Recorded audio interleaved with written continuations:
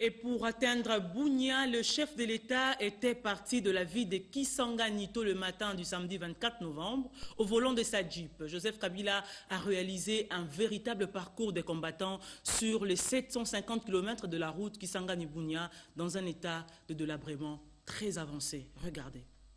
Et une visite de travail, pas de tout repos pour le président de la République Joseph Kabila Kabange dans la province orientale. Après Kisangani, deuxième étape périple du chef de l'État dans cette province, la ville de Bunia en Ituri.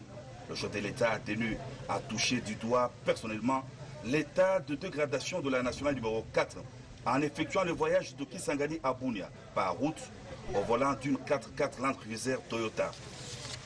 À plusieurs endroits, la route est en dégradation très avancée par manque d'entretien permanent. Ça et là, des bourbiers entravent la circulation des camions remorques et autres véhicules qui approvisionnent les grands centres de consommation de la province orientale en produits de première nécessité. À tous les points chauds, le chef de l'État s'arrête, il patauge dans la boue, dans cette zone où il pleut chaque jour, au seul souci majeur de s'enquérir personnellement de la détérioration de la route. Il s'entretient avec les passagers dont les véhicules sont embourbés et les console. Dans le cortège du chef de l'État, le gouverneur de la province orientale, Jean Bamanissa, et le ministre des Travaux publics et Infrastructures, Fridolin Kaswechi, ont reçu des directives en vue des mesures d'urgence pour le désengorgement de la circulation sur la nationale numéro 4. Le chef de l'État a demandé qu'il y ait d'abord des interventions d'urgence.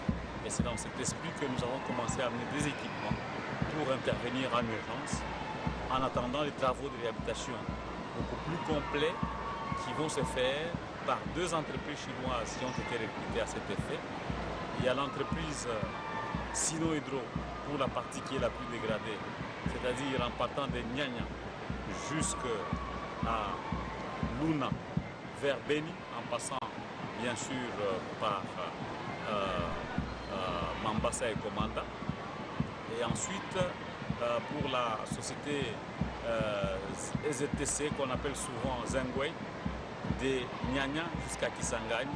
Deux entreprises chinoises, Sino Hydro et SZTC Zengwei, seront aussi à pied d'œuvre pour la modernisation de la nation numéro 4, a assuré le ministre Fridolin Kaswechi. Le chef de l'État a effectué une escale à Epulu, à plus ou moins 460 km de Kisangani. Il s'est rendu compte du désastre causé au parc de l'Institut congolais de conservation de la nature par un chef de groupe armé et ses troupes. Ces fauteurs de troubles avaient décimé 16 okapis, cette espèce rare d'animaux que l'on retrouve en RDC. Liesse populaire partout au passage du cortège présidentiel, la cité de Mambasa était en ébullition. Mobilisées comme un seul homme, les forces vives se sont massées le long de la principale artère pour communier avec le président de la République.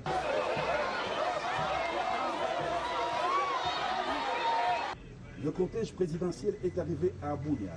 Ce dimanche tard la nuit, Kisangani-Bunia, 702 km, viennent encore d'être parcourus par le président de la République Joseph Kabila Kabange au volant de sa Jeep. Le dernier passage du chef de l'État sur la nationale numéro 4 remonte à 2011.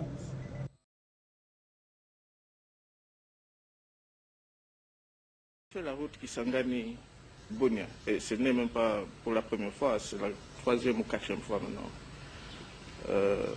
La toute première fois, c'était en 2009, je crois, et à l'époque, on avait fait effectivement un jour 11 heures de Kisangani et jusqu'à Bunia.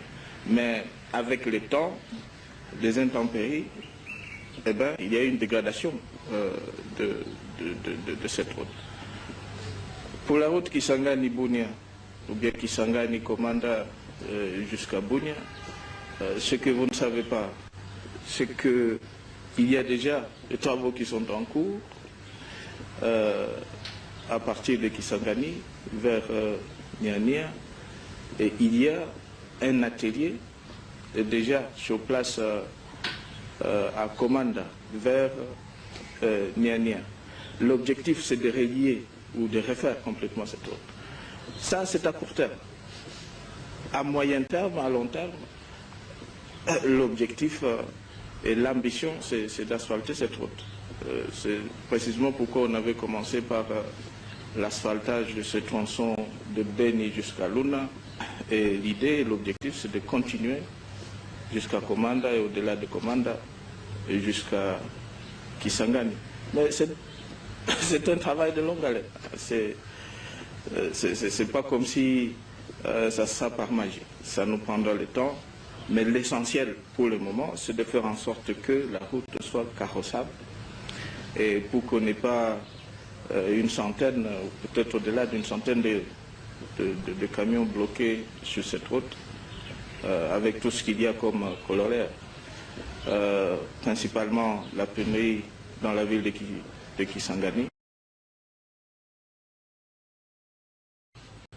C'est que le processus de Kampala, ce n'est pas seulement un processus entre le gouvernement congolais et le M23. Non, c'est un processus régional. Régional, pourquoi? Parce que c'était une décision d'un sommet, le sommet des chefs d'État de la région des Grands Lacs, ensemble avec les chefs d'État de ce qu'on appelle la région de la SADC.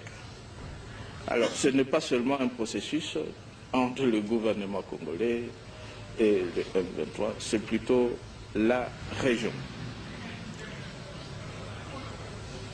Après cette défaite du M23 sur les champs de bataille,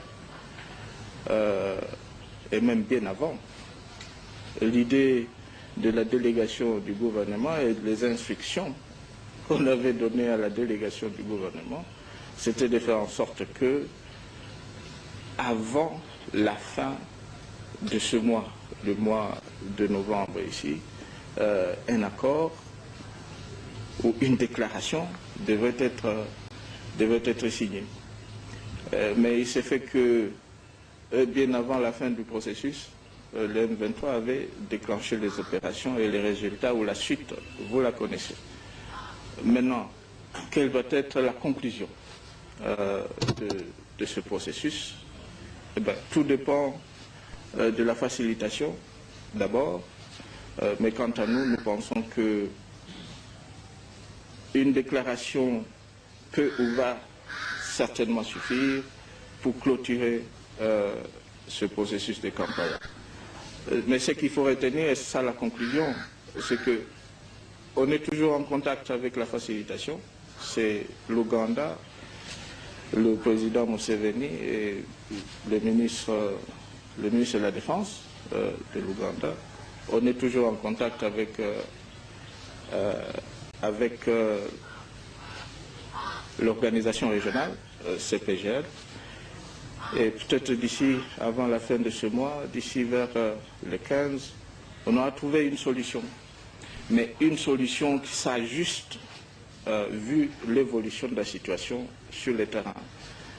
L'évolution de la situation, cela veut dire la fin de ce combat, la fin de la guerre au Nord Kivu. Voilà comment est-ce que, ou la vision de la fin de ce processus à Kampala.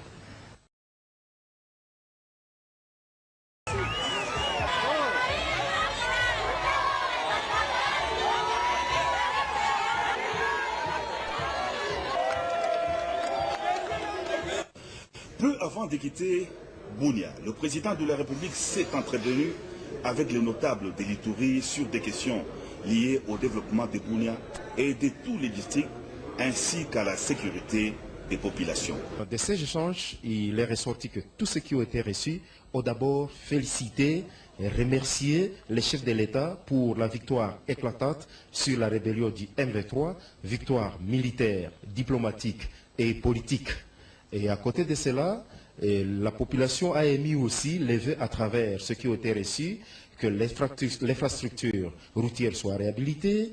La population aussi émis les vœux que les autres mouvements rebelles, groupes armés qui continuent à semer la désolation ici en district de l'Ituri, plus particulièrement Morga Sadala, Cobra Matata et ceux qui sont à Aru, soient complètement neutralisés et éradiqués pour que l'Ituri, qui est déjà une future province décolle dans son développement. Le chef de l'État a favorablement répondu à ces doléances de la population de l'Ituri, représentée par ceux qui étaient là, et surtout il a insisté sur le fait que tout le monde doit se mettre au travail.